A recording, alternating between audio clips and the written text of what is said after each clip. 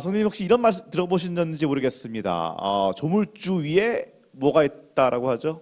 그런 말, 건물주. 네, 우리 교회에도 그런 조물주 위에 계시는 그런 분들이 몇 분 계시는 걸로 알고 있는데, 요즘에 애들 사이에서는 이런 말이 유행한다고 합니다. 조물주 위에 건물주, 그 위에 유튜버. 이런 말 들어보셨는지 모르겠습니다. 유튜버. 예전에는 그랬죠. 애들한테 너 뭐 하고 싶니? 자라나서 커서 뭐 하고 싶니? 라고 물어보면 대통령이요, 뭐 의사요, 과학자요, 이런 말을 했지만 요즘엔 유튜버 할래요, 이런 말을 애들이 많이 한다고 합니다. 뭐 그럴 만도 합니다. 유튜브를 보면은 굉장한, 정말 별거 아닌 것 같은데 인기를 얻고 돈을 많이 벌고 그런 일들을 많이 보죠.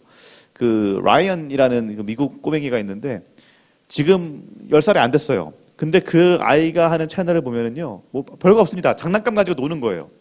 그런데 구독자가 3,500만 명이 넘습니다. 3,500만 명. 그리고 2020년에만 200억 수익을 냈다고 해요. 200억. 네. 그런 걸 보면은 아이들이 이걸 보고서 우와, 나도 할 수 있겠다 하고 생각을 하겠죠. 얼마나 재밌어 보이고 또 쉬워 보이고 돈도 많이 번다고 하니까 얼마나 좋겠어요. 그러니까 유튜버를 한다고 너도 나도 그렇게 얘기를 한다고 합니다. 물론 현실을 잘 모르고 하는 얘기죠. 유튜브가 레드오션이다 이런 말은 옛날부터, 불과 몇 년 전부터 있었고, 또 이 유튜버들이 하는 게 굉장히 쉬워 보이지만 사실은 얼마나 많은 노력이 들어가는지, 많은 사람들한테 영향력을 끼치기 위해서 얼마나 투자를 하고 노력을 하는지 몰라서 하는 얘기겠죠. 실제로 많은 유튜버들이 매주, 심하면은 매일 뭔가를 만들어내야 되니까 그 스트레스 때문에 병원 다니고 약 먹고 그런다고 합니다. 그런데 고작해야 이렇게 사람들 앞에서는 인플루언서란 말을 쓰죠. 그러니까 영향력을 끼치는 사람, 그냥 그 정도가 아니라 한 리더의 역할을 한다라고 하면은 거기에 따르는 스트레스는 얼마나 심할까요? 많은 사람들을 충족시킬 만한 뭐를 만들어내는 것도 힘들겠지만, 근데 그 정도가 아니라 수많은 사람들의 리더로서 한 번도 가보지 못했던 길, 적들이 우글거리는 그런 길을 인도해서 목적지까지 다다르게 해야 한다면 그것이 얼마나 힘들고 부담스럽겠습니까? 정말 엄청난 리더십이 있어야겠죠. 또 신정국가였던 이스라엘의 상황을 생각하면 그냥 리더십뿐만이 아니라 어떤 굉장한 영적인 권위가 있어야 될 거라고 생각하기 쉽습니다. 내가 만약에 그런 일을 해야 된다면 나한테 진짜 하나님으로부터 내려오는 그런 휘황찬란한 권위가 있어서 내가 말하면은 모두 다 듣고 그러면 얼마나 좋을까, 그렇게 생각하겠죠. 근데 어떨까요? 분명 이 이스라엘 사람들은 하나님을 따르는 사람이고, 그래서 모세라는 정말 걸출한 리더를 뒀었고, 여호수아가 굉장한 사람이 아니라면은 여호수아가 말하든 말든 그냥 뭐 어쩌라고 이럴 사람들입니다. 근데 모세라고 쉬웠나요? 모세도 쉽진 않았습니다. 40년이라는 세월 동안 모세가 이스라엘을 이끌었는데 굉장한 일들은 많이 했죠. 이집트의 왕자라는 백그라운드가 이미 일단 있고요. 또 아론이라는 굉장히 탁월한 대변자가 있었고요.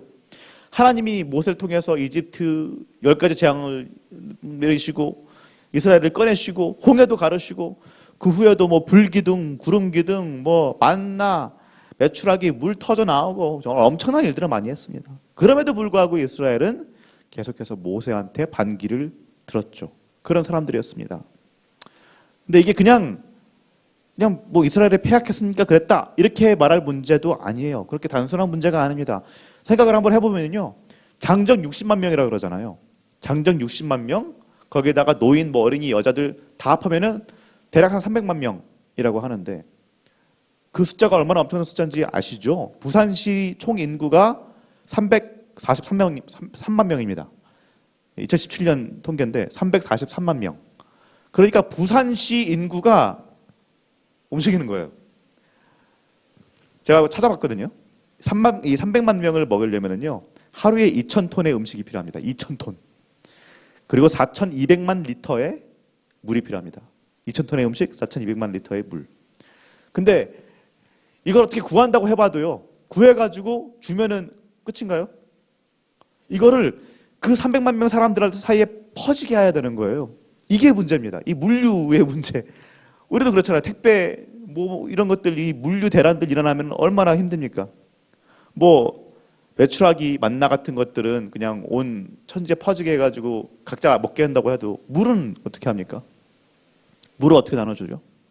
우리는 몇 시간만 단수돼가도 욕을 하고 그러는데 어떻게 했을까요? 거기다가 이 사람들은 맨날 움직이고 있죠. 부산시 시민이 매일매일 움직인다고 생각을 해보시죠. 야영지를 어떻게 찾을 것이며 텐트는 어떻게 치고 어떻게 거두고 화장실은 어떻게 할까요? 화장실? 변 어디서 보죠? 그 많은 사람들이. 뭐 이런 문제들이 많이 있었을 것입니다. 뭐 사족처럼 좀 얘기를 하면은 요즘 성경학자들 중에서는 이 당시 이스라엘 사람들이 60만 명 장정에다가 300만 명 초인구는 아니었을 것이다 라 말하는 사람들이 꽤 있어요. 그 당시 전 세계 추정 인구가 3천만 명 정도였는데 300만 명이 이스라엘에 있었다 그러면은 10분의 1이 이스라엘 사람이었다. 말이 안 된다. 뭐 이렇게 얘기를 하기도 하고 또 이제 히브리어 단어 1천을 뜻하는 히브리어 단어 엘레프라는 단어가 있는데 이 엘레프라는 단어가 1천이라는 뜻도 있지만은 족장이라는 뜻도 있습니다. 족장. 그러니까 이제 출애굽기 12장 37절 보면은 보행하는 장정이 60만이요라고 나오잖아요. 그게 60만이 아니라 600명의 족장이요라고 해석해야 된다라고 말하는 학자들이 있어요.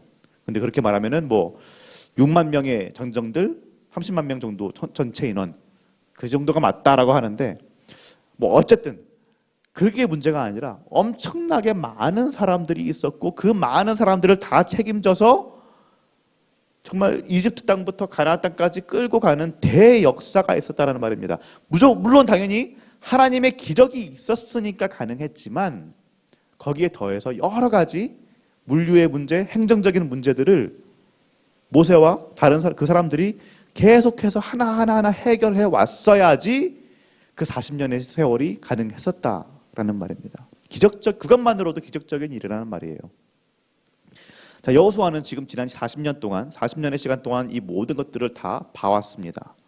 모세처럼 정말 탁월한 리더, 하나님이 직접 얼굴 보고 얘기하시고 십계명도 주시고 얼굴에 빛이 나가지고 해처럼 빛이 나가지고 수건 덮어야 되고 이랬던 사람한테도 백성들이 여러 가지 문제들을 견디다 못해가지고 반기를 들고 욕을 하고 그랬는데 여호수아가 어떻게 이 사람들을 앞으로 이끌까요?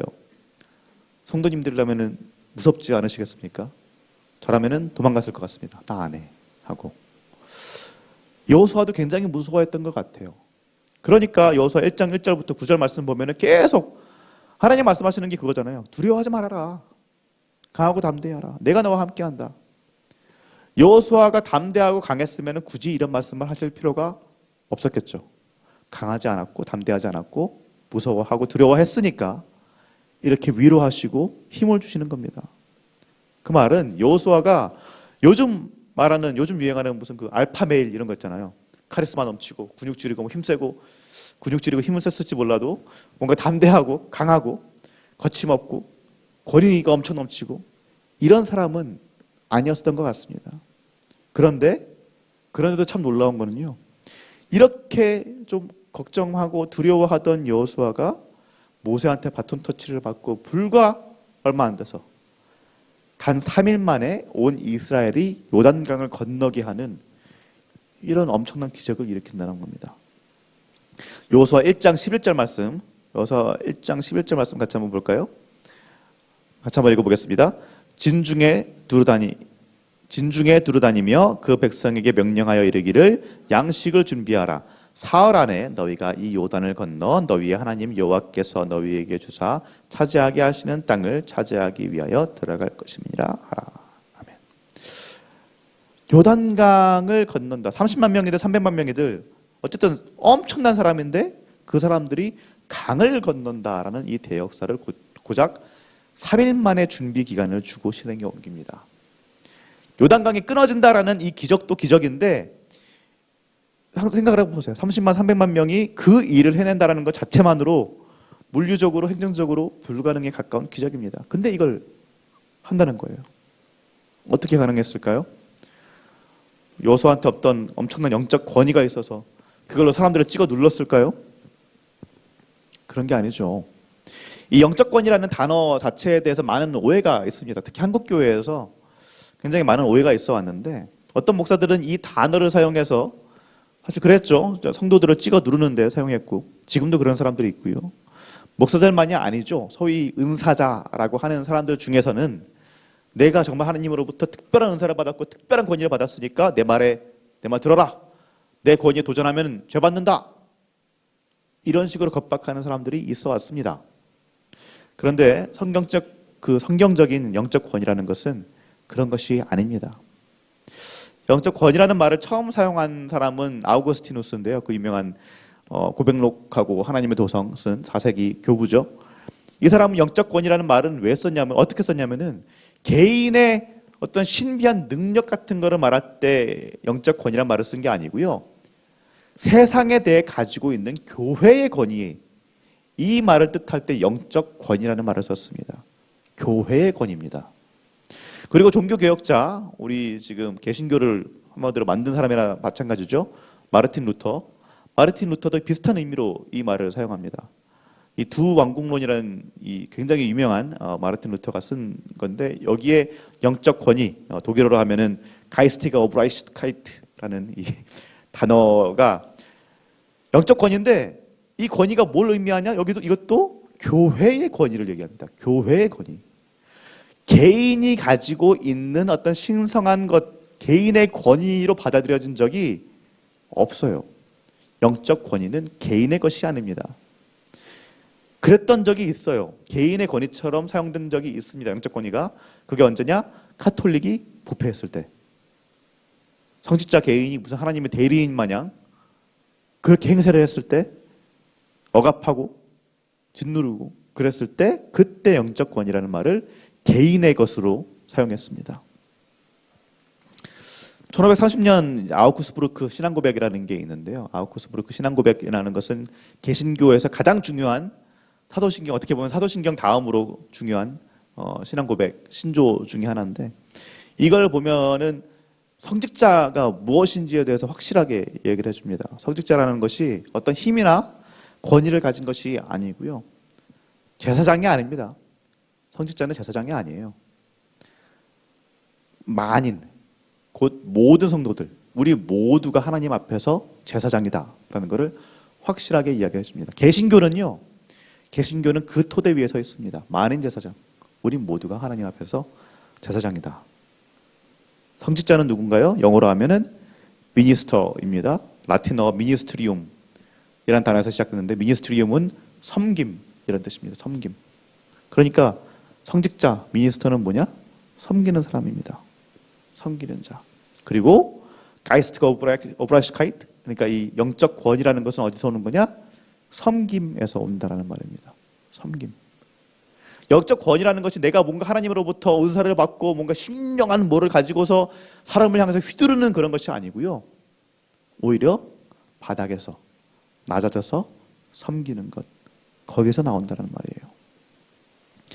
여호수아는 뭔가 마초적인 그런 엄청난 권위를 가진, 카리스마를 가진 그런 사람은 아니었습니다. 사람들 자기 멋대로 부려먹는 사람이 아니었어요. 오히려 여호수아는 하나님이 계속해서 위로해야 했을 만큼 자신이 없는 사람이었습니다. 아니, 하나님만 위로한 게 아니고요. 백성들도 하나님을 위로합니다. 1장 18절 말씀 보면은요. 참 재밌죠? 1장 18절 말씀에 백성들이 여호수아한테 이렇게 말합니다. 누구든지 당신의 명령을 거역하며 당신의 말씀을 순종하지 아니하는 자는 죽임을 당하리니 오직 강하고 담대하소서. 강하고 담대해라. 하나님이 했던 그 위로를 백성들이 또 하는 거예요. 그만큼 이 사람이 뭔가 힘든 상황이었다라고 말할 수 있겠죠. 당신의 말을 안 듣고 순종 안 하는 사람이었으면 우리가 알아서 할게요. 우리가 처리할게요. 그러니까 그냥 강하고 담대하십시오. 백성들이 그렇게 말했다는 거예요. 그런데 이 여호수아와 백성들은 단 3일 만에 요단강을 건너는 이 기적을 만들어냅니다. 어떻게 했을까요? 여호수아가 이 일을 어떻게 했죠? 그냥 하나님 말씀하신 대로 하나님을 섬기고 백성을 섬겼어요. 그냥 그겁니다. 여호수아가 하나님이 주시는 엄청난 능력을 가지고 무슨 뭐 홍해를 가르고 모세처럼 그렇게 하지도 않았고요. 엄청난 뭐가 있던 게 아닙니다. 그냥 하나님 말씀하신 대로 하나님을 섬기고 백성을 섬겼어요. 다른 말로 하면 자신이 배운 대로 자신이 해야 할 마땅한 일들을 그냥 한 겁니다. 여호수아 1장 7절 8절 말씀 유명하죠. 하나님이 여호수아한테 명하신 게 뭔가요? 모세가 명령한 그 율법, 하나님이 모세를 통해서 주셨던 그 율법, 그걸 다 지켜 행하면서 좌로나 우로나 치우치지 말아라, 이겁니다. 율법을 잘 지켜 행하라. 율법책과 함께하면서 그 안에 있는 대로 행해라. 그냥 이 말씀입니다. 굉장한 걸 요구하신 게 아니에요. 굉장한 힘과 능력 주시면서 너가 이것대로 해라, 그게 아니고요. 그냥 이미 받았던 거, 모세를 통하여서 이미 네가 가진 거, 그냥 그것대로 해라. 그냥 별게 아닙니다. 사랑하는 우리 시흥교 성도님들, 영적 권위라는 것은요, 뭔가 40일 금식 기도해야지 생기는 것 같지만 그렇지 않습니다. 신령한 은사를 하나님으로부터 받아야지 생기는 그런 것이 아닙니다. 40일 금식하고 은사 받고 좋죠. 다른 사람들 보기에 우아해 보이고 좋아 보이고 그렇죠. 그런데 그것은 진짜 권위는 아닙니다. 그 모든 것들은 하나님을 섬기고 우리 성도들을 섬길 때 사용되어지기 위한 것이지 권위를 가지기 위한 것이 아닙니다. 영적 권위라는 것을 개인이 소유하는 어떤 것으로 생각할 때에 교회는 항상 부패했습니다. 영적 권위라는 것은 자신한테, 개인한테 맡겨진 일들을 성실하게 해냄으로써 하나님을 섬기고 남을 섬기는 사람들을 통해서 교회 전체에게 부여되는 그런 것입니다. 그런 사람들을 통해서 자신의 일을 매일매일 열심히 해내는 그런 사람들을 통해서 한두 명이 아니라 한 민족이 일어나는 것을 우리가 성경을 통해 볼 수 있습니다. 말도 안 되는 것 같은 기적들이 일어나는 것을 우리가 볼 수 있습니다. 우리 시흥의 성도님들 한 분 한 분이 이런 영적 권위의 담지자 분들이십니다. 매일매일의 삶에서 예수님이 주신 그 계명대로 하나님을 사랑하고 사람을 사랑하고 섬기려고 힘쓰고 애쓸 때에 교회가 세상에 대해서 권위를 가질 수 있는 겁니다. 그리고 우리는 그 교회의 일원으로서 하나님이 행하시는 기적들과 그분의 영광을 보게 되는 것입니다. 그러니 성도님들, 이 쳇바퀴처럼 돌아가는 매일매일의 삶 속에서 따분해하실 것이 아니고요, 힘들어하시지 마시고요, 나도 뭔가 은사 한번 받아보고 엄청난 영적 권위를 가지고 내 마음대로 휘둘러 보겠다, 혹시 이런 생각이 있으시다면 내려놓으시기 바랍니다. 하나님 한번 나한테 뭔가 번쩍이는 영감을 주셔가지고 내가 한번 뭔가, 그러지 않으셔도 됩니다. 하나님은요, 성도님들의 매일매일의 충실한 삶을 통해서 영광을 받으십니다. 성도님들의 섬김을 통해서 남들이 알아봐 주지 않아도, 좋아 보이지 않아도, 권위적이지 않아도, 영적 권위가 줄줄이 흐르는 것처럼 보이지 않다고 하더라도 그 섬김을 통하여서 영감 받으시고요, 교회가 권위를 얻을 것입니다. 요단강이 멈추고 한 민족이 그 강을 건너가는 그런 위대한 역사들이 나 혼자의 힘이 아니고요, 그러나 나의 섬김을 통해서, 나의 충실한 삶을 통해서 교회를 통해 일어날 줄로 믿습니다. 그러니 성도님들, 오늘이 중요합니다. 오늘이 중요해요. 하루하루가 중요합니다. 매일의 삶이 중요합니다. 성도님들, 크게 엄청난 일들이 일어나지 않는다고 할지라도 성도님들의 그 매일의 삶, 예수 그리스도를 따라 살고자 몸부림치는 그 매일의 삶을 통해서 하나님께서 정말 말도 안 되는 놀라운 크신 기적들을 일으키실 줄로 믿습니다. 당장 눈앞에 보이지 않을지도 몰라요. 당장 내가 내 힘으로 내 손으로 하는 것 같지 않아서 이거 내가 하는 거 맞나 하실지도 몰라요. 그러나 성도님들 한 분 한 분의 그 모든 삶을 통해서 하나님은 위대한 일들을 만들어 가실 것입니다. 그런 하나님을 믿으시고 오늘도 내일도 매일의 삶 속에서 가장 좋은 것을 주실 하나님을 믿으며 힘차게 하루하루 살아내시는 우리 성도님들 한 분 한 분 되시기를 예수님의 이름으로 축원합니다. 이제 말씀을 생각하면서 기도하도록 하겠습니다.